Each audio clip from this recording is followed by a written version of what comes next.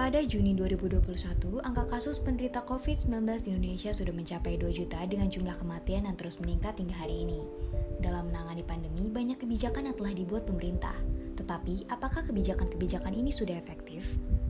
Kasus virus COVID di Indonesia pertama kali muncul pada tanggal 2 Maret 2020. Presiden Joko Widodo didampingi oleh Menteri Kesehatan Terawan Agus Putranto mengumumkan 2 warga negara Jepang, seorang ibu berusia 64 tahun dan putrinya berusia 31 tahun yang saat itu berada di Depok.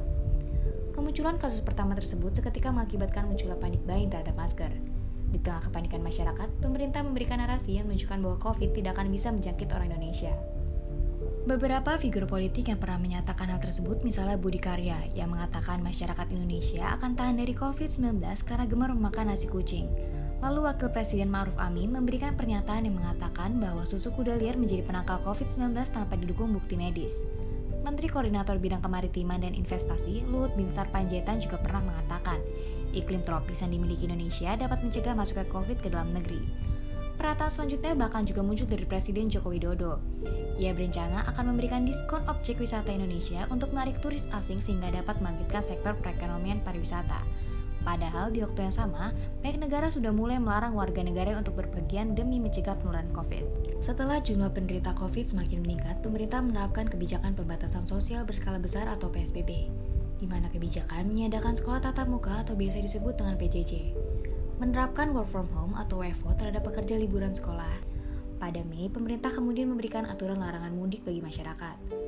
Namun, pemerintah berencana tetap membuka sejumlah tempat wisata di berbagai daerah agar warga yang tidak bisa mudik tetap bisa berwisata dengan catatan patuh protokol kesehatan. Sementara itu, untuk menjaga stabilitas ekonomi, pemerintah mengadakan program pemulihan ekonomi nasional atau PEN. Namun, dilema merupakan hal yang masyarakat rasakan ketika ada PSBB transisi yang kala itu dilaksanakan.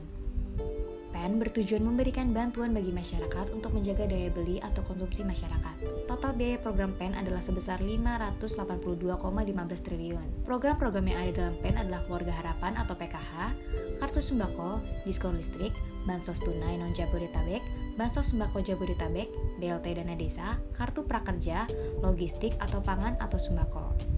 Melihat dari negara lain yang berhasil dalam menangani COVID-19 seperti Selandia Baru dan Taiwan, kebijakan yang dibuat tidak jauh berbeda dengan Indonesia.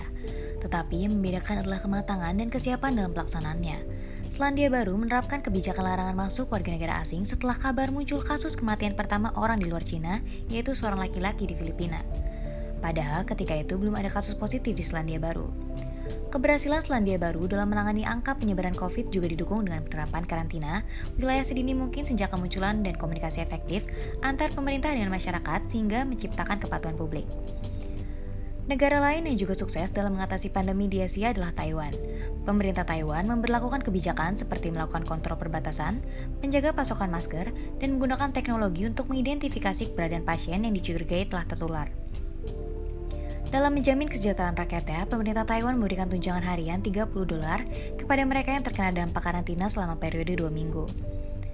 Program penjaminan kesejahteraan yang dilakukan pemerintah Taiwan membuat masyarakatnya lebih jujur untuk melaporkan gejala COVID yang dialaminya. Tercatat oleh Worldometers pada hari Kamis tanggal 9 bulan 7 tahun 2021, total kasus di Selandia Baru sekarang ini mencapai 2.764 pasien, sembuh 2.679 pasien, dan meninggal 26 pasien. Taiwan mencapai 14.005 pasien, sembuh 1.133 pasien, dan meninggal 543 pasien. Kasus COVID-19 di Indonesia yang dilaporkan hingga Selasa tanggal 13 bulan 7 tahun 2021 tercatat 47.899 infeksi baru, diikuti dengan 2.615.529 kasus dan 68.219 kematian. Dalam berbagai kebijakan yang telah dilakukan pemerintah, masih sering ditemui kekurangan baik dari segi kebijakan maupun kepatuhan masyarakat sendiri. Pemerintah perlu melakukan evaluasi dan perbaikan, misalnya dengan belajar dari kesuksesan negara-negara lain dalam mengatasi pandemi. Kedisiplinan, kesiapan, serta ketaatan dalam membuat dan menjalani kebijakan adalah cara untuk mengurangi dampak dari pandemi COVID-19. Bagaimana menurut kalian? Kebijakan pemerintah apa yang perlu diperbaiki?